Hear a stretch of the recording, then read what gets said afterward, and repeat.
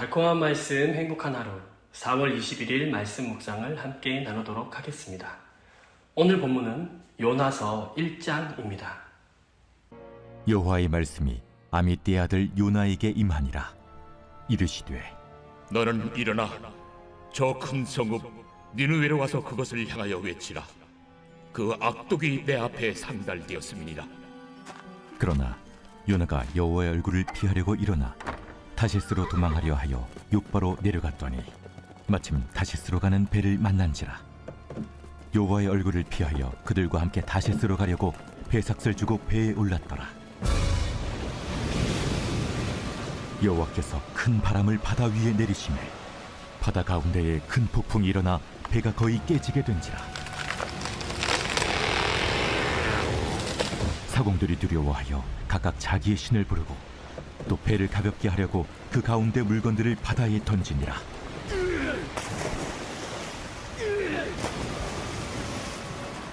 그러나 요나는 배 밑층에 내려가서 누워 깊이 잠이 든지라. 선장이 그에게 가서 이르되 자는 자여 어찌함이냐. 일어나서 내 하나님께 구하라. 혹시 하나님이 우리를 생각하사 망하지 아니하게 하시리라. 하니라. 그들이 서로 이르되 자, 우리가 제비를 뽑아 이 재앙이 누구로 말미암아 우리에게 임하였나 알아보자. 하고 곧 제비를 뽑으니 제비가 요나에게 뽑힌지라. 무리가 그에게 이르되 청하건대 이 재앙이 누구 때문에 우리에게 임하였는가 말하라. 내 생업이 무엇이며 내가 어디서 왔으며 내 나라가 어디며 어느 민족에 속하였느냐? 나는 히브리 사람이요 바다와 육지를 지으신 하늘의 하나님 여호와를 경외하는 자로라. 자기가 여호와의 얼굴을 피함인 줄을 그들에게 말하였으므로 무리가 알고 심히 두려워하여 이르되 내가 어찌하여 그렇게 행하였느냐. 바다가 점점 흉흉한지라. 무리가 그에게 이르되 우리가 너를 어떻게 하여야 바다가 우리를 위하여 잔잔하겠느냐? 나를 들어 바다에 던지라. 그리하면 바다가 너희를 위하여 잔잔하리라.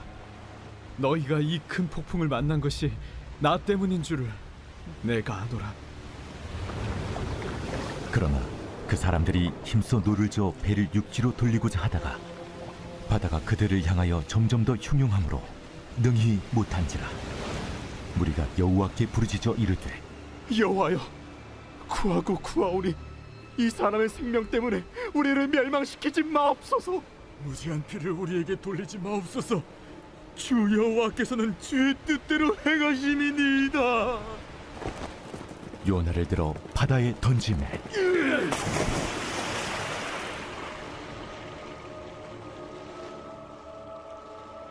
바다가 뛰노는 것이 곧 그친지라. 그 사람들이 여호와를 크게 두려워하여 여호와께 제물을 드리고 서원을 하였더라. 여호와께서 이미 큰 물고기를 예비하사 요나를 삼키게 하셨습니다.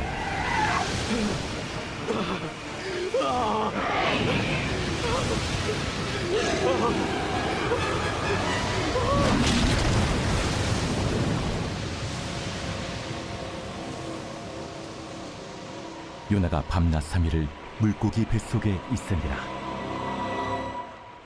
아멘. 우리는 죄가 만연한 시대에 살아가고 있습니다. 매일 뉴스에 보면 아동학대, 외설물, 대량학살, 테러, 무정부 상태, 무자비한 독재 정권, 그러한 소식들이 가득한 세상 가운데 살아가고 있습니다.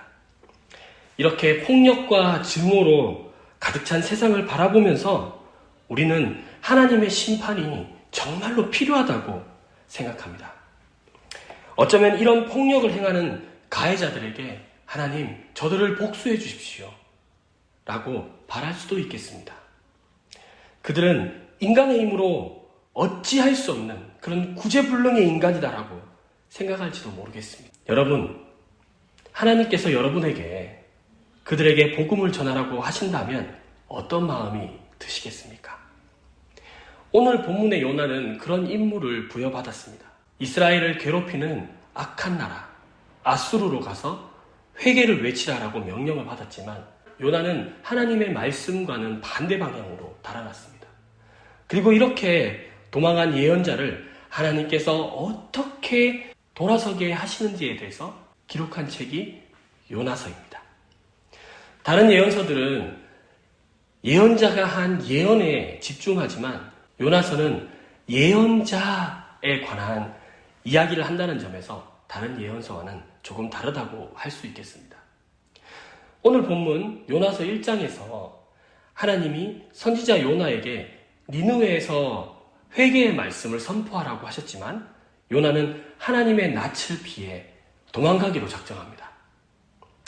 마침 욥바항으로 갔더니 니느웨와 정반대인 다시스로 가는 그런 배가 있었습니다. 그리고 배에 탔고 배 밑바닥에 내려가 깊이 잠들게 됩니다. 그러나 요나를 포기하시지 않은 하나님은 태풍과 풍랑을 보내 배를 뒤흔드시고 깊이 잠든 요나를 깨우셨습니다. 하나님의 얼굴을 피하여 숨을 곳이 없음을 깨달은 요나는 이방 선원들을 위해서 그냥 죽자 이렇게 스스로 희생양이 됩니다. 그러자 비로소 태풍은 잠잠해지고 선원들은 하나님을 경외하며 제사를 드렸습니다.